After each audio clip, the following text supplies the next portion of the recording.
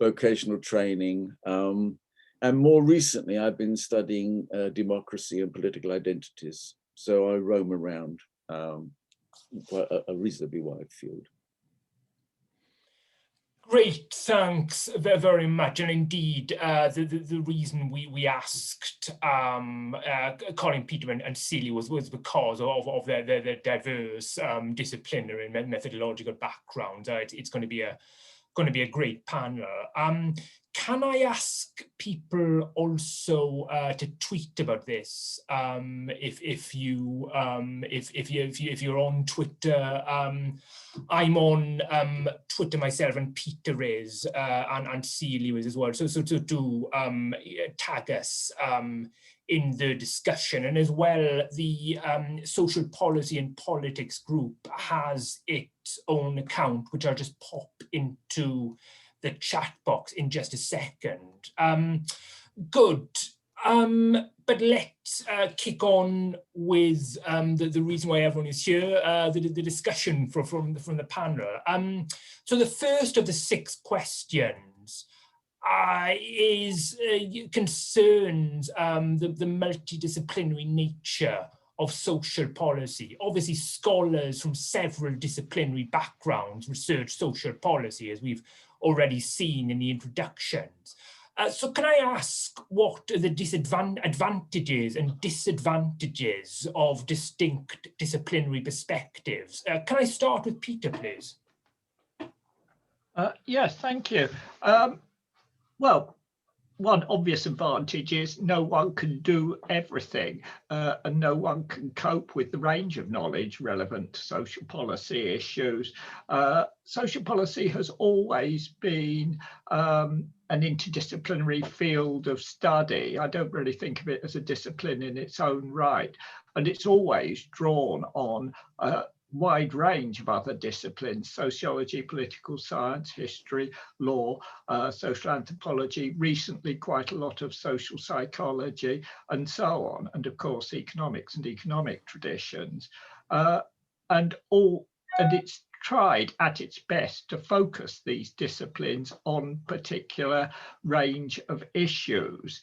The particular things about social policy that I think it tends to pay too much attention to some disciplines. And I've mentioned sociology here, which has a lot to contribute, but isn't the only practice that's relevant to social policy issues. I have to say in brackets, I never knew that Colin was a sociologist by background. I always thought he was a political scientist. But I think social policy would benefit more if it expanded more into areas like politics and political science, but also paid more attention to some of the economic work that's highly relevant to many social policy issues now.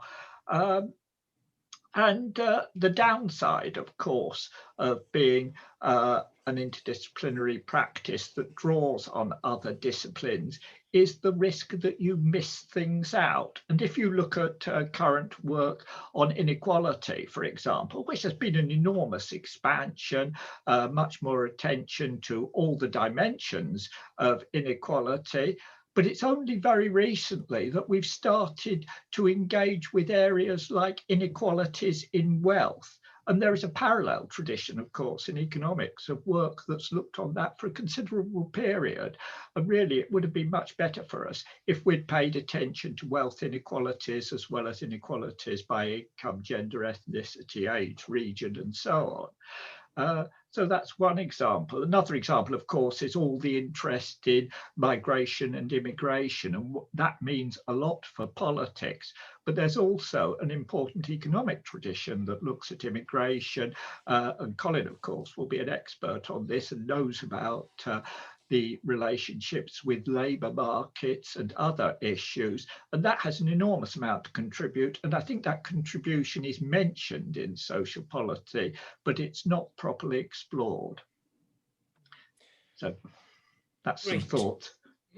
Well, Silja is the only political scientist, or with a political science background, at least, on the panel. What do you think, Silja?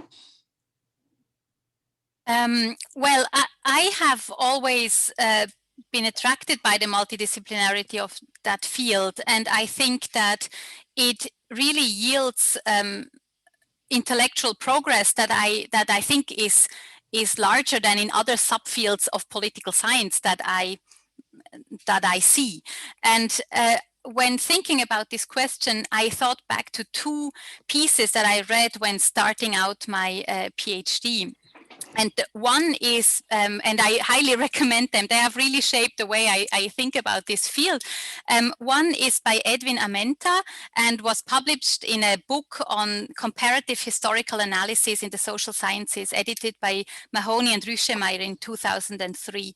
And that chapter is quite original. It does a comparative historical analysis of the development of the field of welfare state research or social policy research compared to social movement research, which is a field with a much more narrow, consistent body of theory and methods, etc.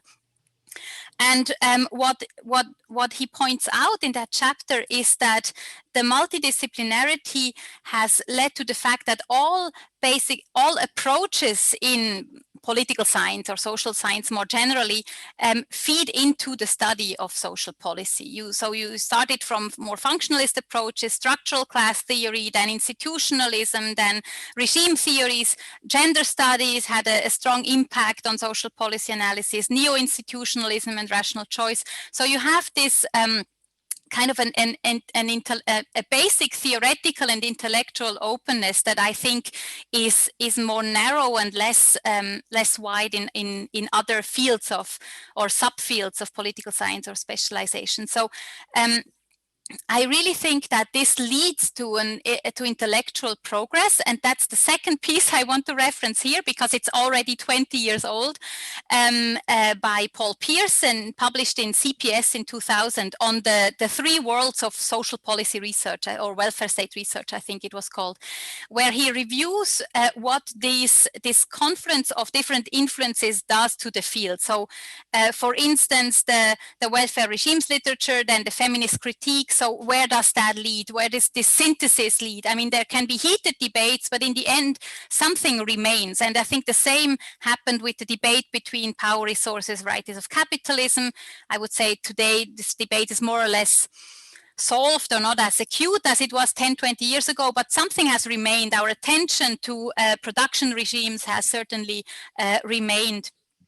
And in that sense, I think the method or the multidisciplinarity of the field is really helpful for intellectual theoretical progress. The danger I see is small, I would say, but I see it more empirically that since the field has its own journals, its own conferences, etc., we may risk, it's similar to what Peter said, we may risk to miss out on actually quite neighboring topics that we don't see clearly enough. Taxation is a very good example, I think. It's so closely related to social policy, and yet we mostly just focus on the distributive function and less on the revenue side usually. So even within the field of political economy or distributive policies, it can lead to an empirically maybe too narrow focus, but theoretically, I think it's highly beneficial. Great, thank you, Silja. Well, we had a quick question asking if you could repeat the author and title. Yes, I can also. I will write it in the chat so that people can see it. Yeah, super. Colin, as the lone sociologist on the panel, what do you have to say? Well, very wise things from my two colleagues, but one important point is that in the Anglophone world, social policy has a much narrower meaning than Sozialpolitik or Politik Sozial. And the words look identical in the different languages, but actually Sozialpolitik has always included labor issues as well as social policy as it's understood in the British sense in particular. And coming out of the idea of a social question, the question sociale, in the late 19th century, which is to do with the condition of the working class, which is about its working conditions and its social life. And that that tradition remains very rich, actually. In Britain, we tended then to, we separated into social policy as a sort of rather administrative study, and the study of industrial relations, which we had as a specialism, said the Americans and the Australians, which is lacking in continental Europe. But as time has gone by, it's become more and more necessary to do what my colleagues have both said, and this is to integrate all of this. And it's very interesting how policy developments in the last quarter century now have reintegrated study of labour policy and social policy, things through active labour market policies, social investment, welfare state. You can't separate these things anymore. And more generally, there is a way in which the whole issue of the socio-economic development of societies requires complete interdisciplinary cooperation. Especially as we go into, as we are in the middle of, periods of very rapid change in all these things. So you can't take some variables for granted anymore. Can't take for granted it's an industrial society, for example. And we're in the social sciences, we're really facing a challenge similar to what the chemical and biological sciences had about 35 years ago with the rise of molecular biology, where you could no longer say, well, this is chemistry, this is biology, this is mathematics. You have to combine them. And we're facing that challenge. It's all right at the research level. It's very, very difficult when you realize that also affects teaching, which is what the sciences have had to grapple with. The big problem we have is the unwillingness of about 95% of economists to collaborate with other social sciences, either to help us or to listen to us. And until that barrier is broken down, we won't be able to have full interdisciplinarity. But meanwhile, political science, sociology, geography, psychology, social psychology, there's no reason why we should, and history actually, there's no reason why we shouldn't be bringing up separate knowledges to bear without saying, oh, he's a geographer, I'm a sociologist, can't talk to him. And we've really got to stop doing any of that. Great, which is precisely the goal of specialist groups like yeah. Right. We have our first question. I'm relieved to tell you someone's found the question and answer function, and it's from Ian Greener. I think Silja and less directly Peter make a really important point about theory. Is there an absence of theoretical development in social policy, especially social policy journals, compared to political science? Is this perhaps due to a central focus on doing empirical research, or what's going on right now, with theory being less important?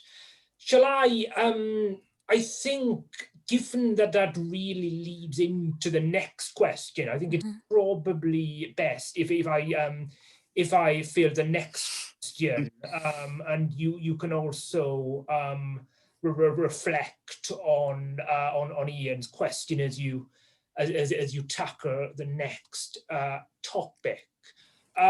Because the next question we have is, how have methods in social policy research evolved in recent years? How do you think they'll develop in the future? And can I start with Silja, please?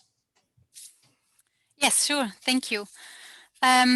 Yes, you are right. I think the question that we received feeds into this question as well. I will answer this question from the perspective of political science, or as a political scientist, where methodological developments have been very fast and extensive over the past 10 years, I would say. And as I see it, the methodological trends in welfare state, in political science welfare state research, reflect these general trends of the discipline.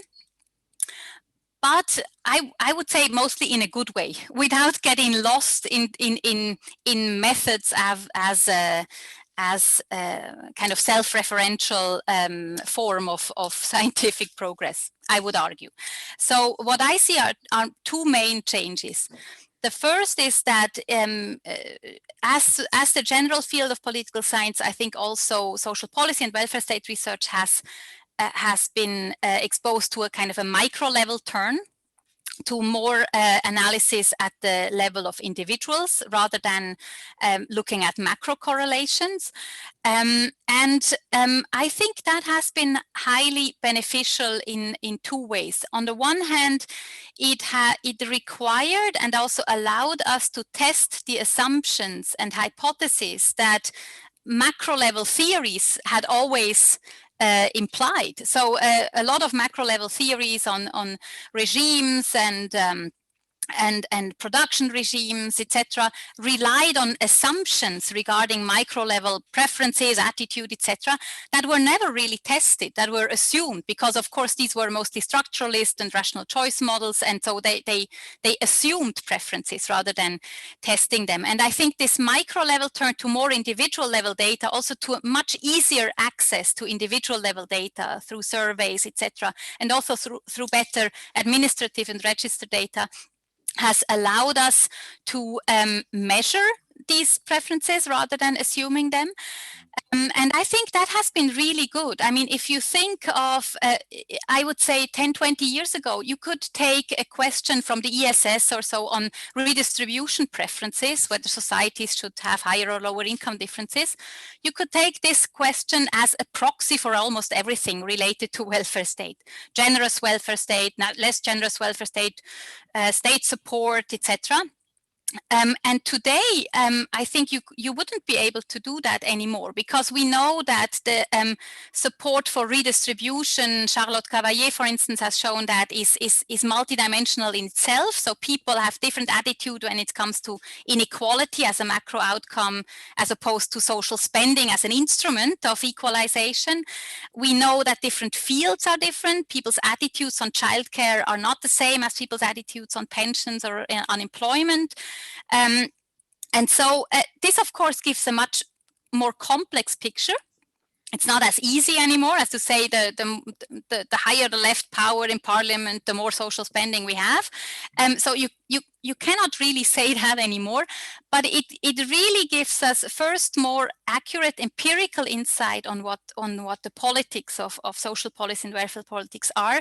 And second, I think that the additional benefit for theory is that once people start to measure themselves attitudes, design themselves questionnaires, establish code books, etc., you have to think much harder about the conceptualization of what you actually want to measure. So I think there is a theoretical benefit of the methodological and data improvements, in the sense that we have to think or be more precise in conceptualizing what exactly we study and what exactly we explain and what exactly we want to measure. And I think at the micro level, as I said, there has been enormous progress.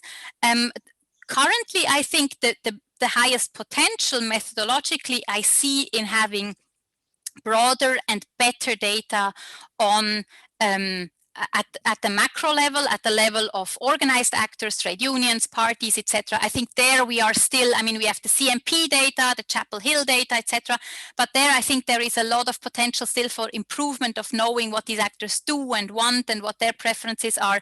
And I think there the potentials, this is not a field I know very well, but the potentials of text analysis, etc., should allow us also to progress more.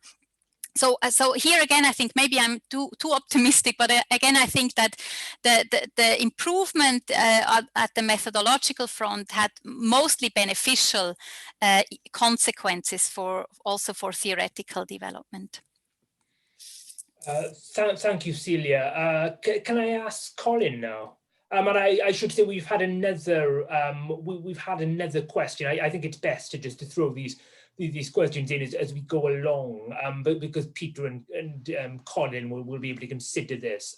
From Jack Newman, following up on the question about theory, is there enough attention to the underlying philosophy of the social sciences in social policy, especially ontology and epistemology? Anyway, over to Colin. Yes, Celia said a lot of very important things then, and in a curious way, the availability of data and also throughout computers, we can sit at home even working on masses of data and analyzing it. that ability to just get more facts then has these implications for the sophistication of theory. I think that's a very interesting insight. And I think where it leads us in the end is to a convergence on a kind of soft form of rational choice theory. The problem of rational choice is that these rigid prior assumptions it makes. Now, you can use a lot of rational choice argumentation and theorizing without being tied to these rigid assumptions about people's motivation, and you can feed in alternative priors. Right? So you don't have to hypothesize, for example, as economists do, in particular, the maximization of economic wealth as the only maximand, right? I mean, if you're studying political behavior, you might want to study politicians' need for sexual gratification rather than economic progress. So you can build in alternative priors and perhaps more complex, a plurality of prior assumptions that people do actually have conflicting goals and needs, and you can risk doing that because now we have data that enable us to analyze like that. Also, convergence on a kind of soft rational choice does make it easier to speak to the economists and to make rapprochement with them. So that's I would share Celia's optimism in that way. I didn't quite catch that question you threw in as a supplementary. That's okay. No, don't worry. We'll move back to that. Let's if we have it first, and then we can consider the questions. Okay. Peter. Yeah, thank you. Yes, I agree with both Celia and Colin up to a point, in the sense that we have had a terrific explosion in the amount of information available to analysis, and that's also been driven by parallel expansion in the tools we've got to perform analysis. And that process is something that's going to continue for some time into the future. We're only just really at the edge of the ocean of data that is now available.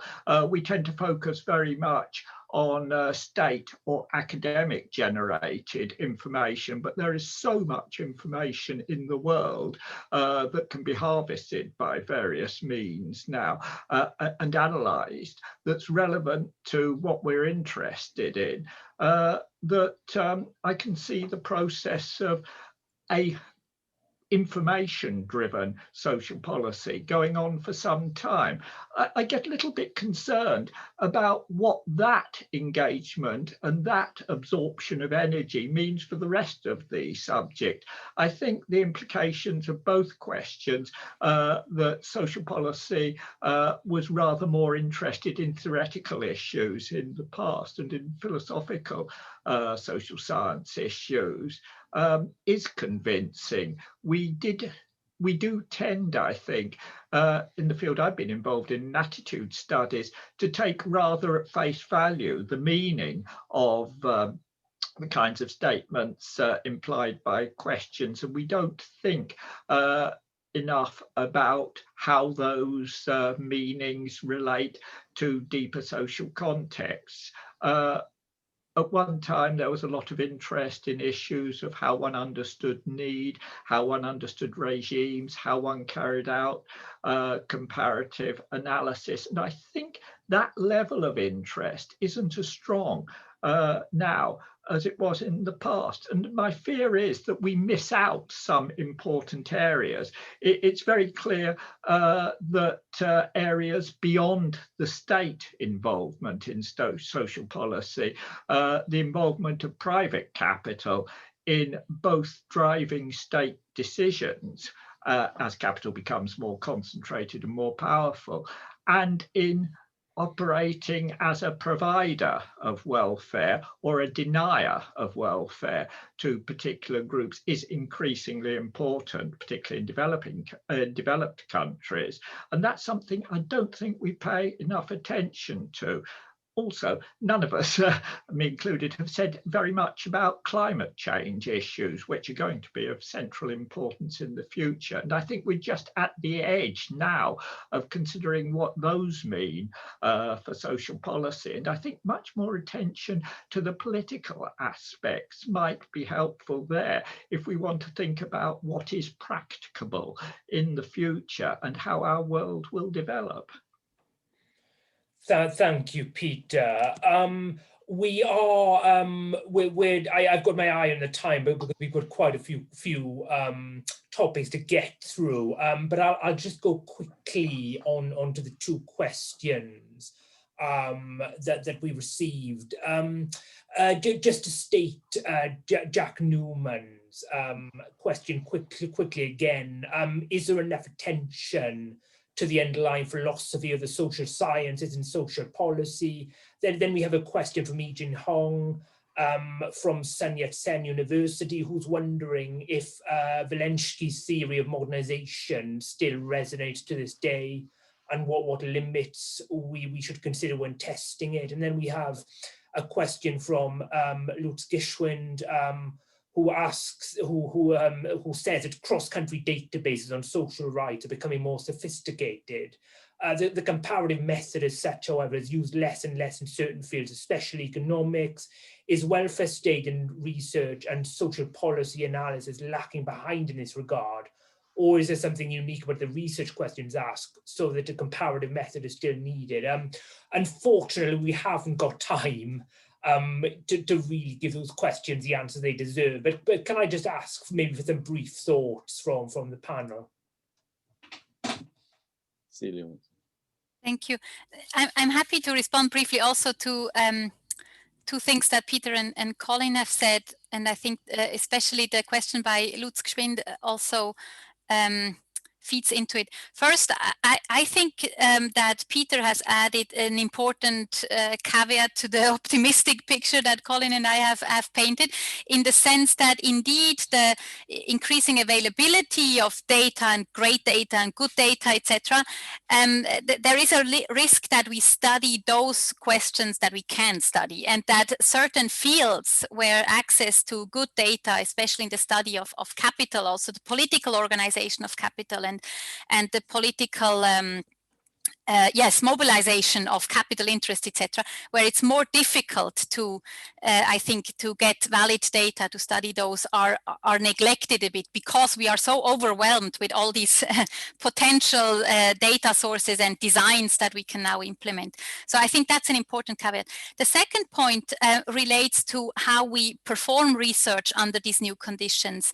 And I think Colin has said something very interesting that I hadn't seen before, but I think it's true. This convergence on a kind of soft rational choice, in the sense that, but all that's left of rational choice basically is that you have a preference function, and that people behave kind of purposefully in regard to this preference function, but what you maximize, what you put in there, in this function is actually quite open. It doesn't have to be a maximization of income or optimization of material preferences.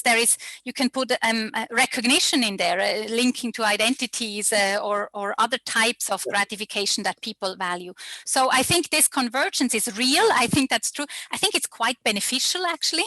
It allows us to work fruitfully together, and it's not a very constrained narrow form of rational choice. It's just kind of an overall model of human behavior. We can more or less agree to that human behavior is not random. It's kind of understandable, it's patterned, it's predictable, etc. So I think that's good.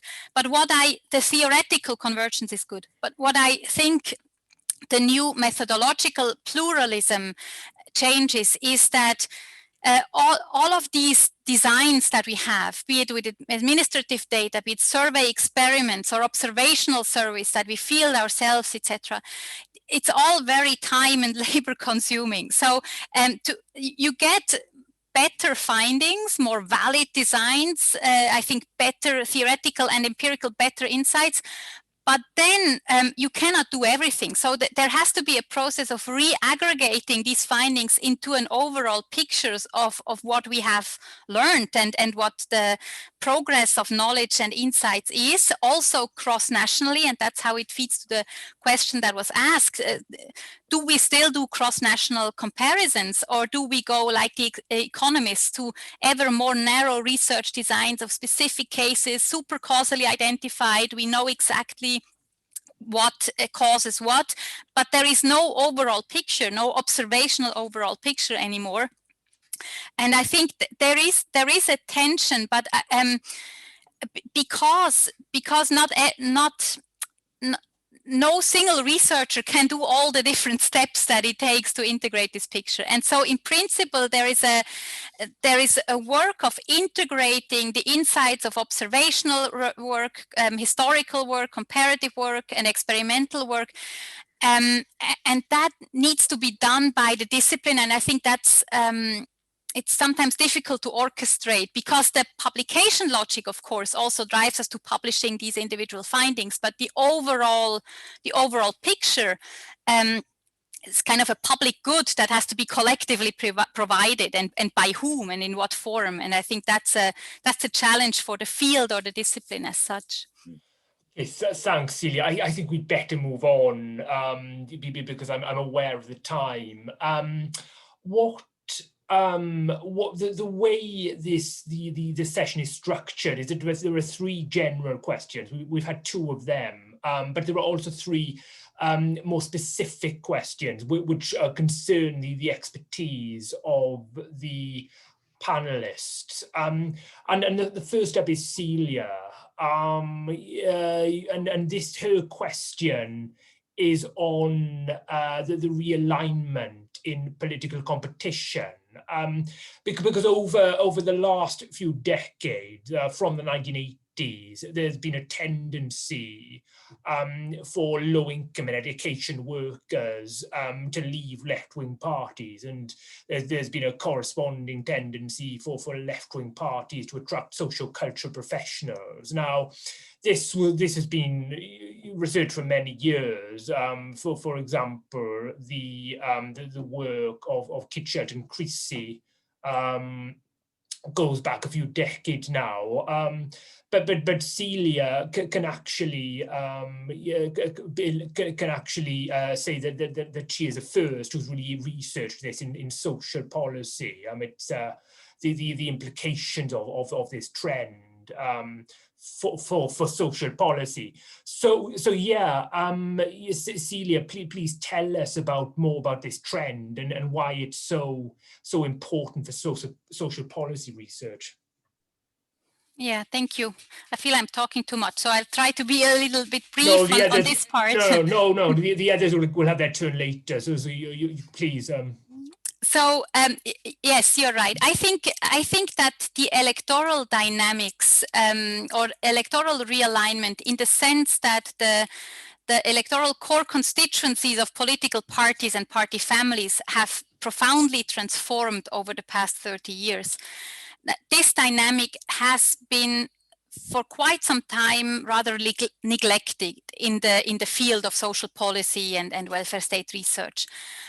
Because the developments, the emergence of green parties and the emergence of right-wing populist parties, for the first 10, 20 years or so, we had the impression that they don't really matter for social policy so much. They talk about other issues, they talk to other types of audiences, etc. And so I think that for a long time, until maybe 10 years more or less ago, there was a feeling that it's an important political development, but it doesn't really affect social policy so much. And I think that was probably a wrong assumption, and we know by now, because this electoral realignment has progressed so far in many countries, that it has become also relevant in terms of government formation, in terms of important decisions like Brexit or parties really joining government, really winning elections, etc. And so, of course, when these new forces, especially the new right, becomes a very relevant force, then it matters as well for social policy decisions. opinions and for politics. And therefore, I think by now this topic, I would say, has arrived in the community of social policy research.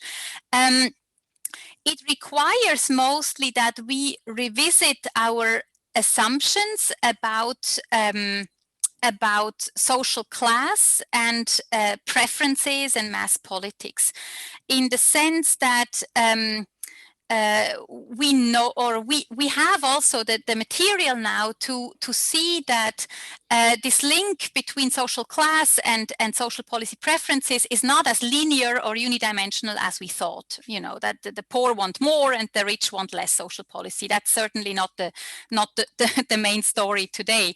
I think there is increasing evidence, but the picture is not fully there. And I think that's really a field that is still very much in development and probably in its beginnings. There is increasing evidence on a divide between social policy preferences, between parts of the working class that are not neither very pro-social spending nor anti-welfare, but that have a very specific social policy preference in mind. More consumption-oriented, more transfer-oriented, more social protection-oriented. Just today, I saw a new article by Philipp Rathgeb and Marius Busemeyer on the social policy preferences of right-wing populist voters. They show that they have a very sanctioning oriented, very kind of, they call it authoritarian view of what the welfare state does and should, and how it should treat its recipients. So it's not just about welfare chauvinism. It's not just about including or excluding immigrants. It's really about how the welfare state operates, what type of authority it exerts in society. And on the other hand, you have these new middle class voters who are today the core constituency of the left and the new left. And they have also a very specific view on social policy.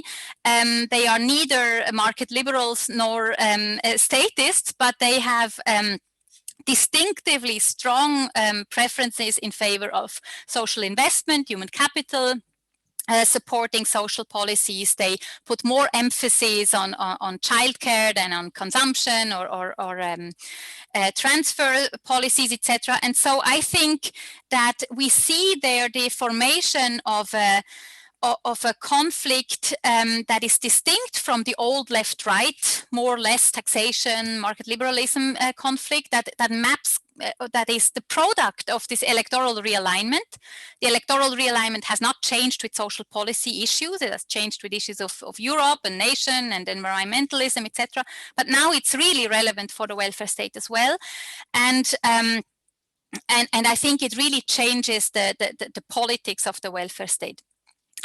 It implies, I think, so as I said, I think that's an agenda for the next 5 to 10 years at least, but it implies that very practically, for instance, I think today we cannot just put in a variable of, let's say, the left vote share or number of left seats in parliament in a regression anymore, because we don't know what that means. We don't know what that variable actually measures, what it stands for. And so I think there's an interplay between theory and data. We need to find better indicators to measure what we actually want to measure, that is the organizational power of a certain ideological profile in this new political space. And I think that there we are moving towards a more complete picture in terms of theory and data, but I think that is a really profound change, and it's not going to go away. It's not just temporary. It's really realigning and reconfiguring the space of welfare state politics. Great. Can I ask, this isn't the specialized question of Peter and Colin, but can I ask if either of you have comments on that? Yeah, yes, certainly. I'm working on this at the moment, actually, and trying to look at historically at how parties' presentations of themselves have changed, and then how the electorate that's attracted by that has changed. Because you can't actually hold constant the working class either. And that the problem is our statistics, which tend to do these things by either possibly, if you're really lucky, levels of skill, or if you're really unlucky, just levels of income, that these conceal entirely the sectors people are working in or the sectors people used to work in. And that's where there's enormous change. And so, for example, if you just look at voting for far-right parties, it's often concentrated in areas that used to be industrial working class areas. They're not anymore, right? But they used to be. Now, so that's something about a class structure that changed and was broken, leads to certain political behaviors. Also, there's a lot of variety in the welfare state orientation of far-right parties. I think I'm not confident I've got enough data to show this yet, but it looks to me as though right-wing parties that come from a kind of fascist, European fascist heritage are rather strongly in favor of heavily sanctioned welfare state spending. Those that are really the children of the American alt-right don't like welfare states at all. I think that's going on there. So that's another interesting variable. It's also interesting, Green parties, if you track them over time, at first they weren't very interested in the welfare state. They weren't very interested in labor rights and those issues. Over time, as they've seen themselves needing to gravitate towards a kind of left, that's where they've found their welcome in the existing parties. So they're becoming more interested in these issues. So there is an enormous amount of movement going on in this field at the moment. And yes, we really do have to study this, and we can't take past assumptions for granted at all. Yeah, great. Peter? Well, just a couple of observations to add. One is, yes, of course, both Silja and Colin are right. We do need to examine this area, and it's not something that's going to go away. And it points to the lack of success that we have in actually analysing what's happening to what we used to call social class structure as we move into a different kind of world. A couple of points there. One is about insecurity rather than income or employment. I think that's a very important driver of what's happening in politics, and we don't really conceptualize it successfully. It's something I'm working on at present, and we don't take into account the links between insecurity and political volatility, which is another issue that's important in trying to think about continuities in social policy and so on. The other point I wanted to add is I don't think we really understand successfully how people get information about their society and about their own interests in the current situation. I certainly don't, because what I read in the papers every day mystifies me about why people believe it. And I read an awful lot of papers every day. And that's something we do need to find new ways of examining, and I don't think we've done it successfully yet. But they're just sort of vague observations. Great, thanks. We're having more questions, but the questions tend to concern more general developments in the field. So I think what I'll do is I'll field more questions right at the end of the session. It would be better if we move on now. We're now moving on to Colin's question. Now, of course, Colin is very well known for his work on neoliberalism. He published, gosh, about 10 years ago now, the strange non-death of neoliberalism. So Colin, is neoliberalism still non-dead? This week, I've just been able to participate via Zoom in the publication of the Mongolian translation of that book.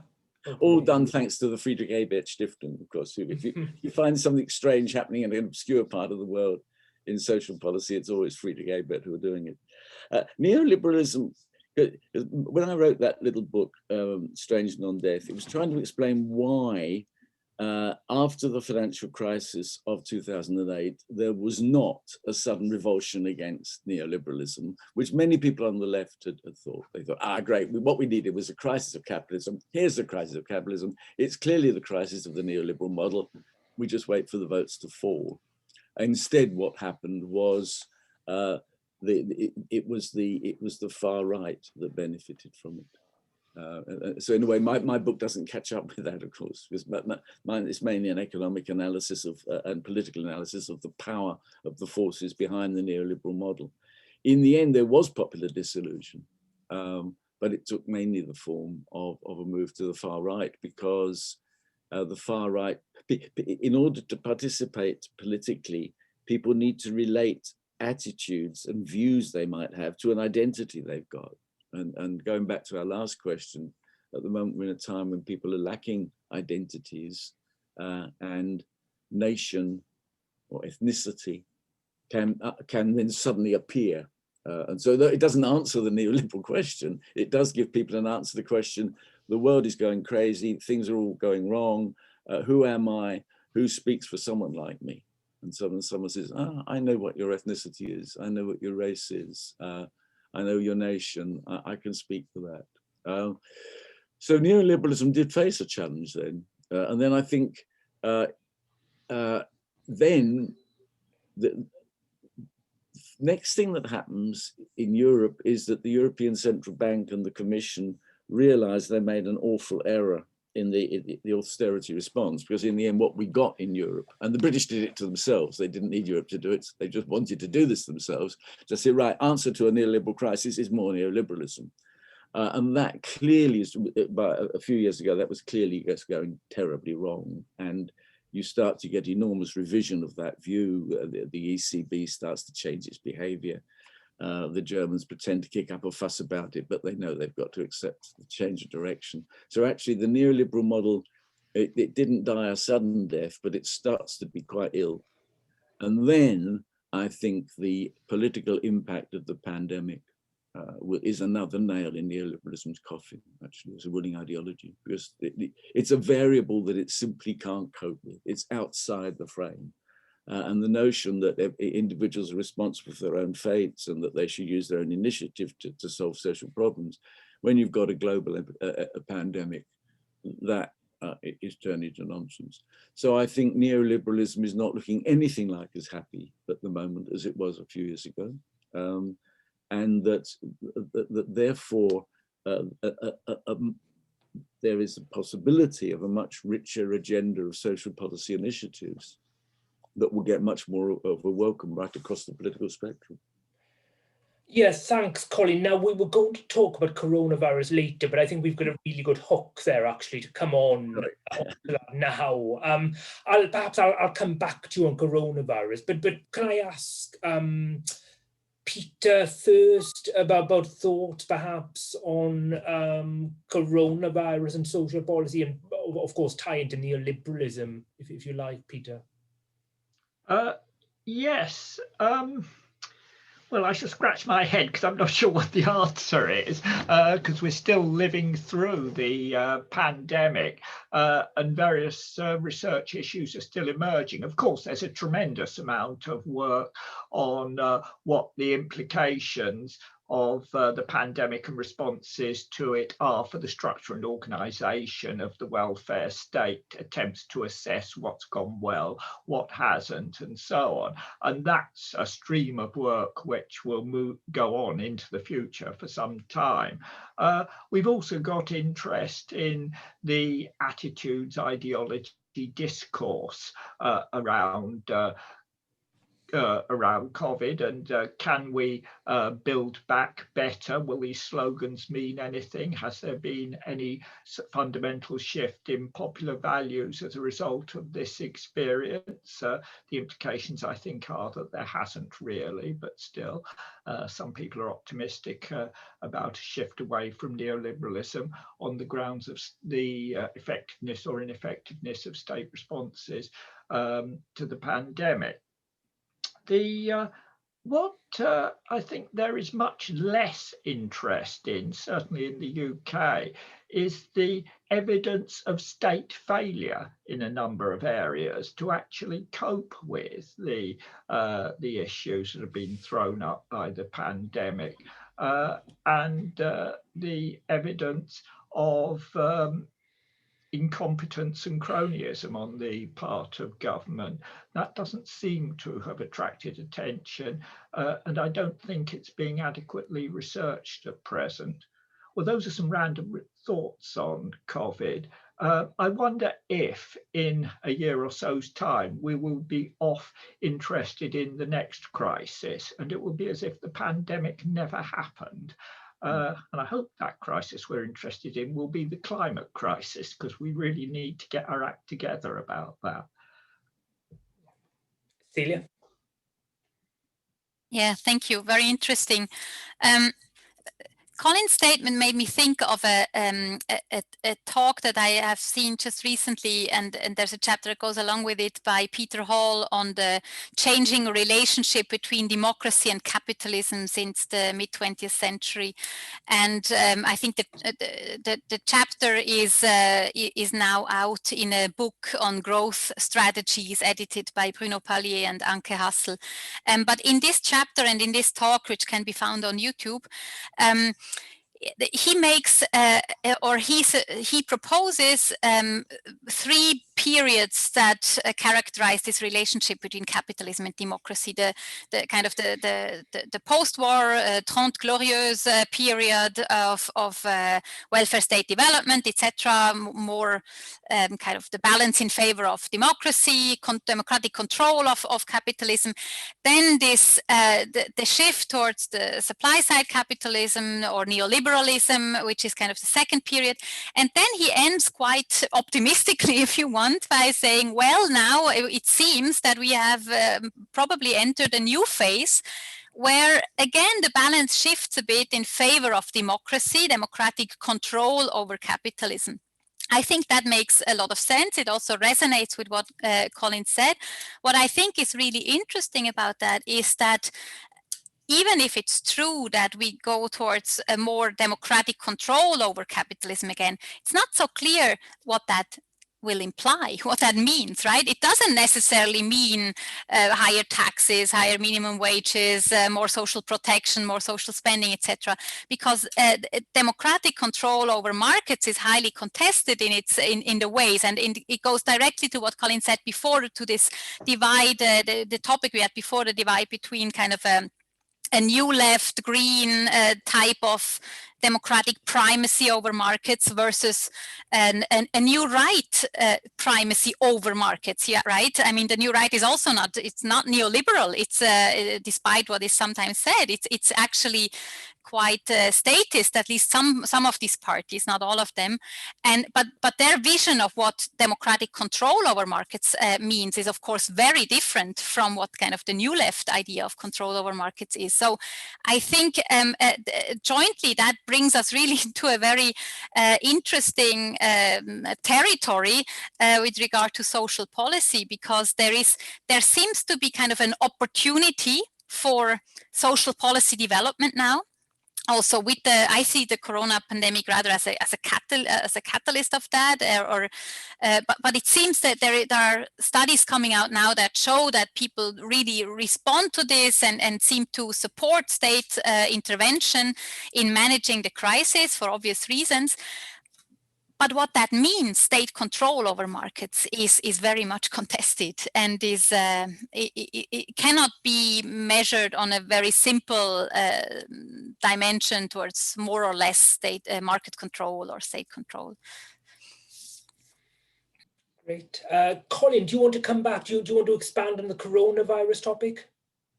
Well, do you want to do that now, or do you want to do it later? No, I think let's do it now, but because we're talking about it now. Yeah, because strictly speaking, the coronavirus ought to lead to certain reflections in populations. One is that trying to protect an individual nation from troubles in the world by its own efforts is bound to fail unless you were really to seal all borders and cut yourself off from the rest of the world. That we've been made aware of our interdependence as a world. We've been made aware of our interdependence as societies. And this is very interesting for social policy researchers, that we've become aware, we should always have known this, perhaps some of us would claim we did, but we've become aware of our dependence on a lot of low-paid, rather lowly regarded people who do the jobs that we all need. And there's a wonderful statement I read somewhere. Someone said, during the pandemic, the middle class stayed at home and the working class brought them the things. So there's an awareness of the importance of these people. There's an awareness of the value of public services, especially health services, but not only them. This provides a political moment that could lead to a reassertion of, well, not a new assertion of certain priorities in politics that the whole neoliberal revolution of sort of Reagan and Thatcher from then onwards kicked out. This should happen. Now, it depends on how political entrepreneurs interpret it, because it will belong to political entrepreneurs to say, right, this leads us in this direction, this leads us in that direction. It will probably lead us to spend much more on health services, because it's very clear from a number of countries that health services have been neglected in recent years. Spending on health has not actually risen alongside the increase of the capacity of medicines. It probably means in the end we'll be fighting the last war again, because the next crisis, the climate crisis, won't actually be so relevant for health services, it'll be something else. But nevertheless, this is a moment which should lead to a reassertion of certain egalitarian and collectivist values, depending on how politics uses it.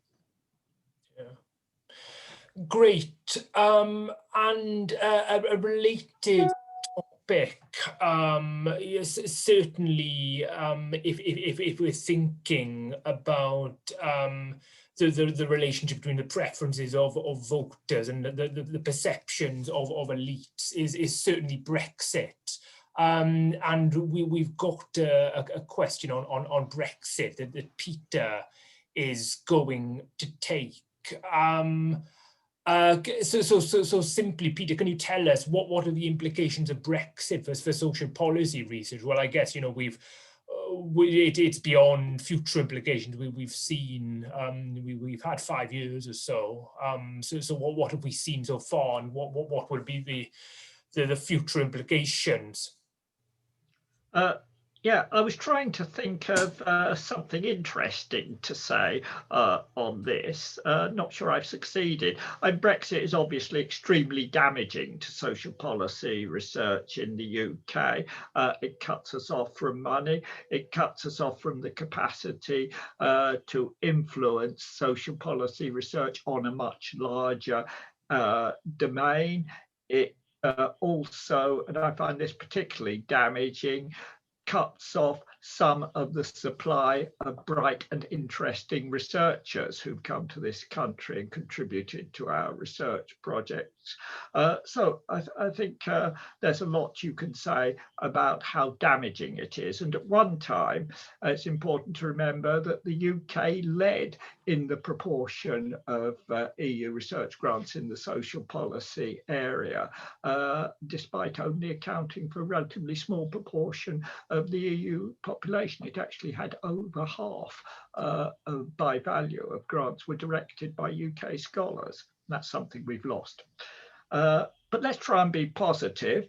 Maybe there will be a resurgence of interest in comparative work on a much broader area, looking at a global basis, possibly focusing rather more on South and East Asia. Perhaps there'll be more work looking comparatively at the US and South America. There's very little at present.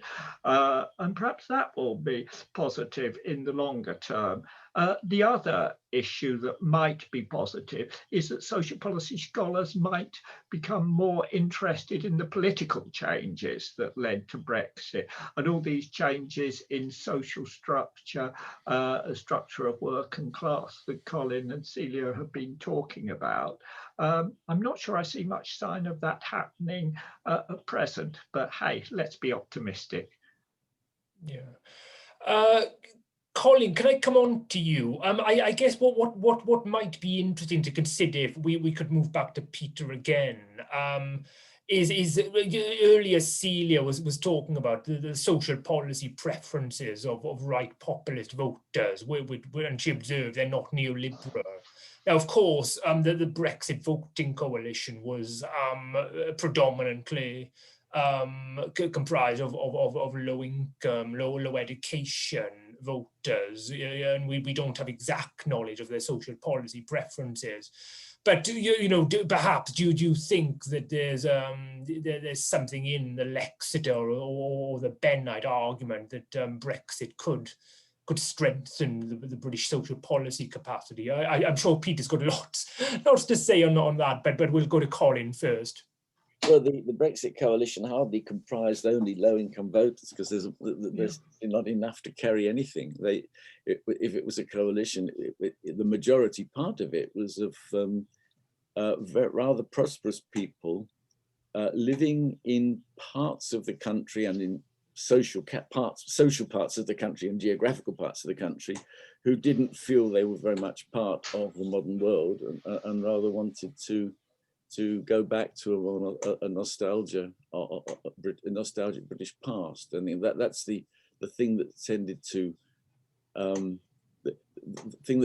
unite the Brexiters, was this kind of sense of being left behind, which is not only something that poor people experience, but also quite wealthy people who just don't fit at ease with the modern world. And it's been reinterpreted more recently to be that actually it was a global Britain, an isolationist Britain, but that's very much something built on after the event. The appeal was very much to a national sentiment. Hostility to immigrants and foreigners was key to it. So the Brexit part of Britain, that's sort of 50%, was a very cross-class, just as the opposition to it was cross-class. Historically, lower income people have actually been far less interested in relationships with other countries and with foreign policy and with interaction with foreign places, because their lives actually don't extend to that.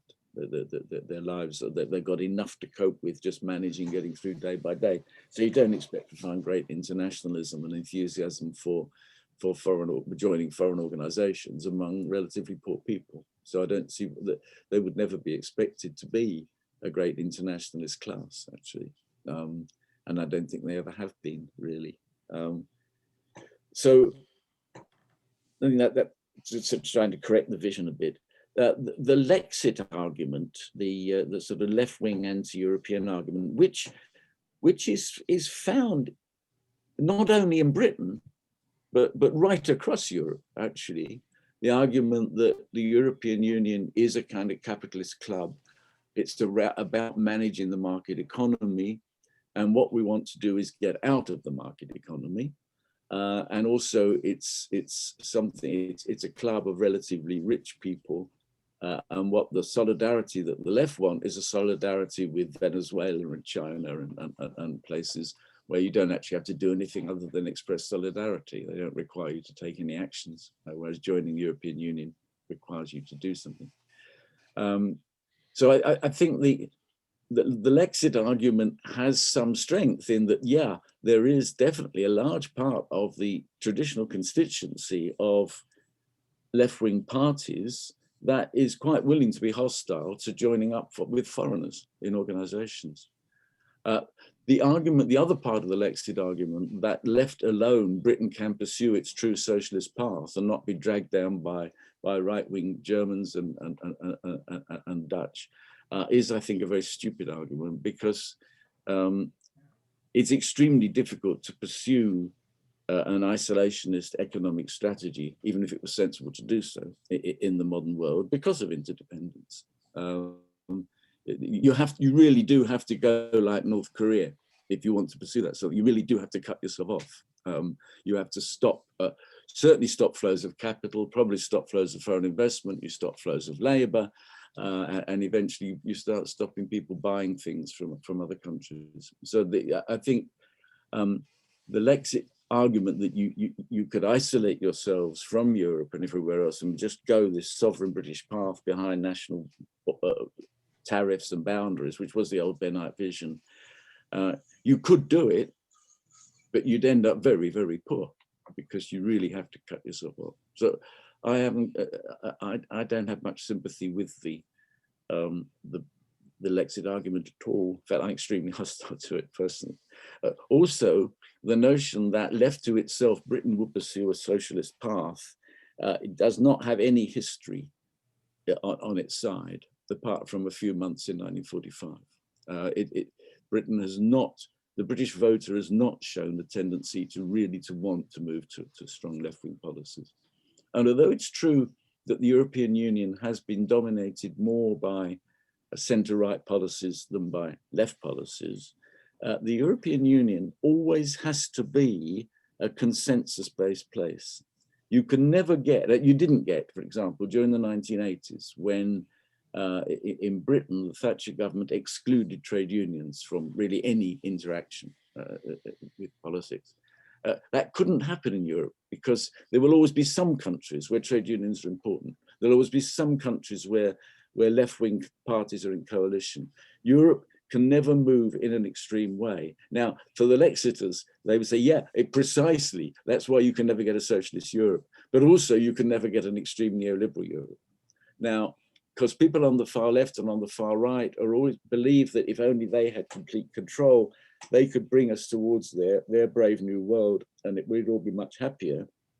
But if actually you don't believe in either of the brave new worlds of the extremes, you actually rather prefer a system that can move slowly only, and that finds it very difficult to exclude any social interest. So I suppose I'm just putting the case for being a centrist. Mm-hmm. I'll come back to Peter in just a sec, but can I ask Silja, because you were talking earlier about social policy preferences of right populist voters. Now, of course, the Brexit support coalition has its nuances, it's different in certain ways from other right populist movements in Europe, but of course Brexit is primarily we can say a movement, a culturally conservative movement, which is supported by low education voters, and well, some would say low income. I know others dispute that, but and anyway, how would you perceive the social policy implications of Brexit? Well, I find Brexit, of course, for many reasons, an extremely interesting case of, I would rather say, of this divide. I find both ends of the Brexit conflict equally interesting, right? The Remainers and the Leavers, because they, through this referendum, certainly in a very clear way, it became a manifestation of this new divide that structures European politics currently, the divide that we mentioned before. I mean, there has been a lot of research on Brexit, and my reading of it is that there is more or less a consensus that Brexit was mostly a matter of what many call identity politics.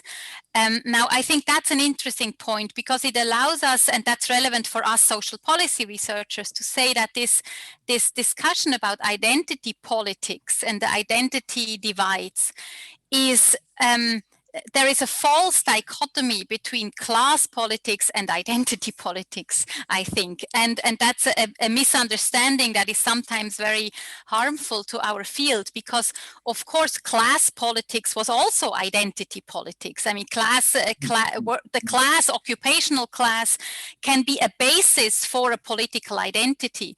And in the same way, today, when we speak about identity politics, it's not in opposition to class politics. It's just a different type of identity politics. But what is clear is that the polarizing identities that are today prevalent in Western Europe and that are structuring political systems in Western Europe are have bases that are not primarily class or social policy related. I mean, we have done a lot of surveys just recently on people's political identities, where we ask people, how would you describe people who are similar to you politically, who are like you, who have similar political attitudes, etc. The things people mention, both in open questions and then also in closed questions on what groups they feel close to, etc., are very different from the traditional class groups or that we work with, of course. So people on one end mention they are open, they are tolerant, they are cosmopolitan, they are international, they are interested, they perceive themselves as social as well. And on the other hand, on the kind of right-wing national end, people perceive themselves as normal, as also hardworking, honest, as tradition-oriented, etc. So the things that come up are not so clearly and directly related to high and low taxes, generous and non-generous social policy benefits, but these are the self-perceptions and political identities that structure people's electoral choices and their political self-perception today. And from these identities, as they always, so programmatic preferences, what you ask from government, what types of policies you ask from government, they are of course informed by your political identity. And so the political demands that people have towards social policy, whether they ask for childcare or for health services or for more unemployment benefits, is also informed by their political identities. And that's why I think that's just another way of saying why I think we have to take the political realignments and new conflict lines, even if they seem very far from social policy at first glance, we have to take them very seriously because they inform the political mobilization and interest that people have regarding social policy. And I think Brexit is a good example of that, because I think this part of people who, yes, voted for Brexit because of social policy motives is probably quite small or quite minoritarian. But the divide that has led to Brexit, and that Brexit has of course reinforced and polarized, does inform the type of welfare state they ask, and that will be very consequential. I think it's quite hard to say right now what the consequences will be. I mean, and I'm certainly not the right person to say that, but it's certainly not a left versus right shift in the classical sense. So can I come back to you quickly, Peter, just for some reflections? Yes, well, I think both Silja and Colin have made all the points very powerfully. Couple of thoughts. One is, let's remember that the Brexit vote might well have gone the other way. It's only by a few percentage points. And if one looks at the opinion polls, it was only for a very short period around the actual date of the referendum that Brexiteers managed to push the majority over the line in favour of Brexit. So Brexit is well, another example of how the UK's rather undemocratic political system dramatises and exaggerates differences in the population. But also, I don't think it's realistic to talk in terms of Lexit as a major force in politics, certainly in the UK. There are just too few people who support that policy for one ever to think of a viable coalition in favour of it. The third point is that it's interesting to think about identity. Silja and Colin have made very strong points about identity politics.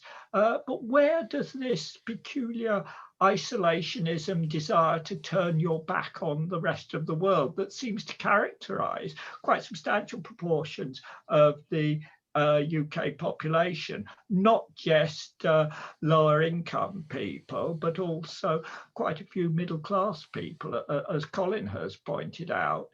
Where does it come from? Why are we so special like this? Well, one thing is we don't really understand our own history, and it's not very well taught in our schools, even to middle class people.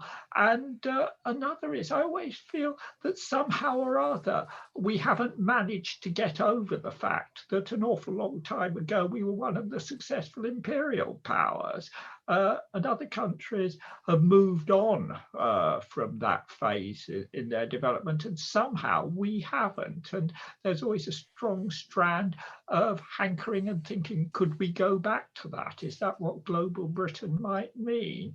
And there's all sorts of arguments one can make about our particular histories of immigration, of the Commonwealth, of our global ties, and so on. But I do find it something of a puzzle.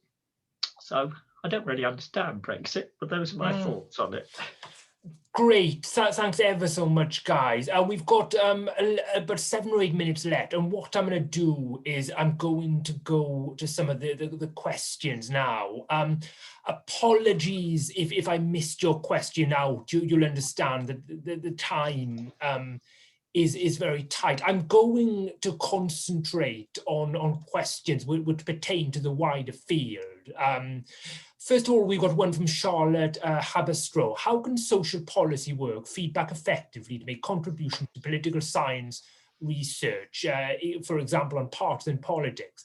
Are we perhaps overly consumers rather than contributors to political science research? And then from Wincott, beyond specialist social policy journals, I'm struck by the emergence of interdisciplines that address social policy welfare state issues across 2 disciplines. So say things like socioeconomic review and review of international political economy. There's a missing discipline here, though. I'm not aware of a major outlet for political sociology. And then there's a question on the empirical turn in economics, whether the use of big data opens opportunities for stronger interdisciplinary interaction. So there's more than enough there for 5 or 6 minutes, but could I have your thought on some of those issues, please?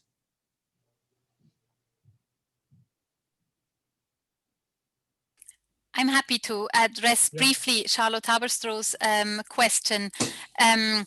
It's one that I have been asking myself many times as well, whether we are, how we can feed back into kind of mainstream political science and be contributors rather than consumers. And I think it's really important for especially political scientists who work on social policy or welfare policies, not to circulate only in specialized journals and conference, etc., but to really organize as well in the generalist journals of the discipline, in the at EPSA, at ECPR, at APSA, etc., to really contribute also and maintain these networks, etc., in the regular mainstream formats of the discipline, because I think there is a lot of potential, and also the potential is also realizable to be contributors to mainstream political science research. Take one example: the way electoral and partisan research conceptualizes of the old economic cleavage, left-right cleavage, economic class cleavage, is when you come from social policy literature, it's completely under-specified and under-theorized. It's kind of still seen as a conflict between more or less social spending. And the entire disciplinary development towards kind of new logics of social policy, multi-dimensionality of social policy, is not adequately integrated into how mainstream political science thinks about the traditional left-right, economic left-right divide. And even though we know and we can show, we have the data, we have the theory, we can show that it matters.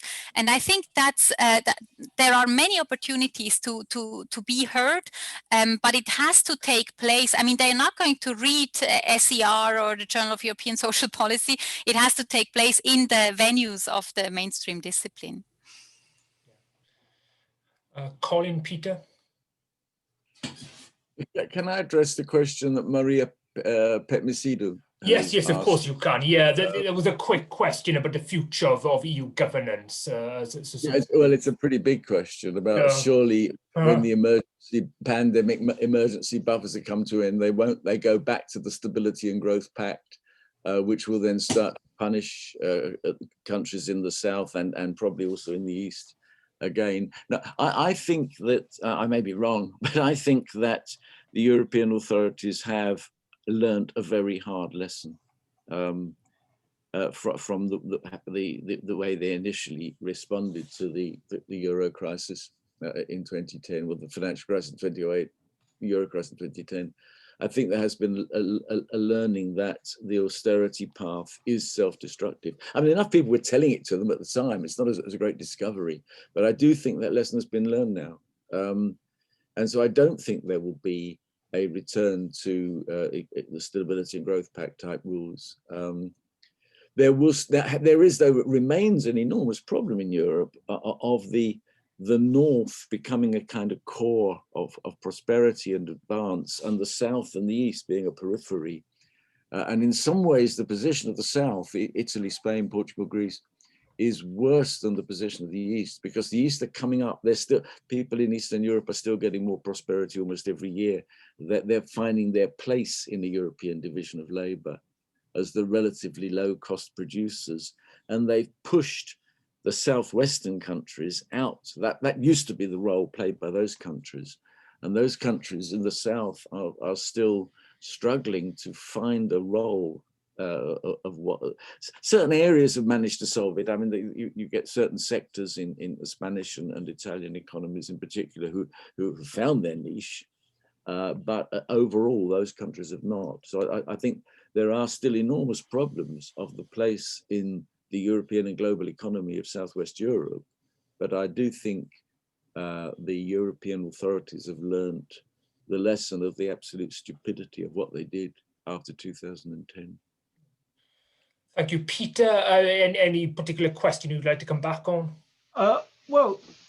Just a sort of general observation. We've been thinking about social policy and politics and the relationship between them. I just wanted to emphasize that while I think it's important for social policy to build its relationship with politics, and one thing we can contribute is data, incidentally. Social policy is a very data-rich practice. And I'm not sure we contribute so much on the theoretical side, maybe some injection of economic theory, but I don't know. But I think we do need to pay attention to the links between social policy and other disciplines, and they might be of interest in political science. And one that I think doesn't get the attention that perhaps it merits, but I think it's got a long way to go in the future, is the link with that area of social psychology, which dresses itself up and goes to dine with government under the heading of behavioural science. Not sure how scientific it is, but it's certainly influential, and an area that needs a lot of development, I think, from a theoretical and a data point of view.